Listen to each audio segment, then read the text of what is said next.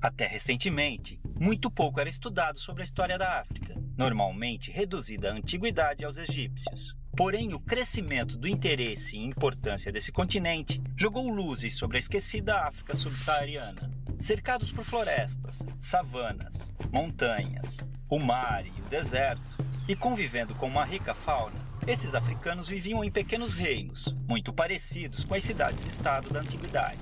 Dominavam técnicas de agricultura, metalurgia e mineração.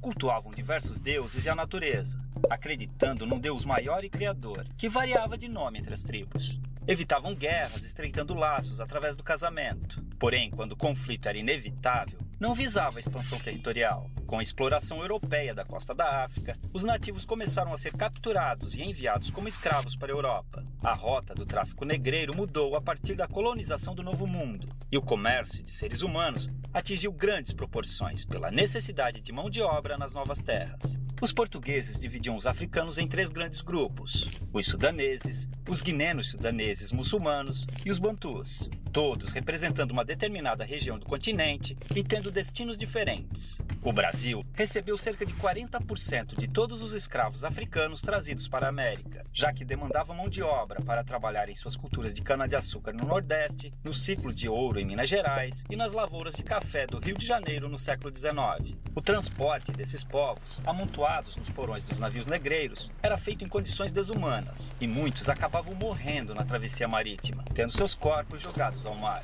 Já desembarcados, os escravos eram vendidos e conduzidos aos seus destinos nas fazendas, onde eram obrigados a trabalhar de sol a sol, com roupas e alimentação de péssima qualidade. Dormiam em habitações escuras e úmidas, as senzalas, e muitas vezes eram acorrentados para evitar fugas. Os castigos físicos eram comuns, e o mais usado era o açoite. Com o comércio constante de escravos, não havia preocupação em manter seu bem-estar, já que podiam ser facilmente substituídos por novos africanos, fazendo sua expectativa de vida no Brasil ser muito baixa. Eram proibidos de praticar sua religião e obrigados a adotar o catolicismo e a língua portuguesa. Mantiveram sua cultura viva, realizando seus rituais africanos escondidos, criando até um tipo de luta, a capoeira. A maior parte dos africanos traficados para o Brasil eram homens, por serem mais valorizados nos trabalhos forçados. As mulheres, que não eram aproveitadas nas lavouras, viravam escravas domésticas, as chamadas mucamas. Nessa época, independente da origem ou etnia, as mulheres eram subordinadas aos homens em seus caprichos.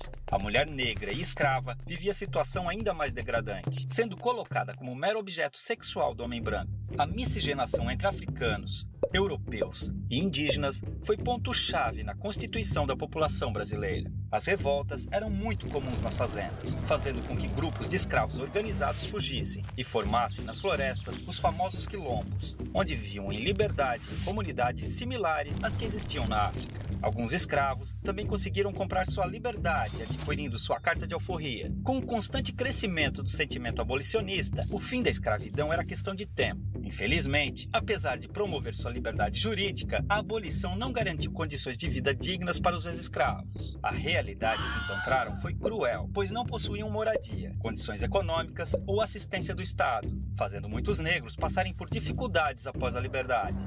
O preconceito e a discriminação os impediram de encontrar trabalho nas cidades. Já nas lavouras, tinham sido substituídos pelos novos imigrantes livres europeus, a maioria italianos. A escravidão deixou cicatrizes profundas. Os negros vivem ainda hoje em condições inferiores aos brancos, devido ao grande processo de exclusão social. Tem menor escolaridade, menos qualificação, salários menores, menos representação na mídia e em entidades governamentais, além de menos cargos de chefia e liderança. É uma situação degradante, considerando a imensurável participação do negro na vida brasileira. Infelizmente, o pouco que se aprende nas escolas sobre a herança africana reduz o negro a estereótipos ligados a origens de musicalidades, como o samba, e ao trabalho braçal como escravo. Esse pensamento induz muitas ideias erradas ou incompletas sobre as populações negras. Há muito mais sobre essa superfície. Os africanos foram, sobretudo, fonte de informação para os portugueses, que não tinham conhecimento sobre cultivo e exploração de produtos de regiões tropicais. Foi a tecnologia africana, com seu conhecimento agrícola aprimorado por milênios, além de suas técnicas de mineração, que tornou possíveis os principais ciclos econômicos do Brasil, como a cultura da cana-de-açúcar, a extração mineral e o cultivo do algodão e do café,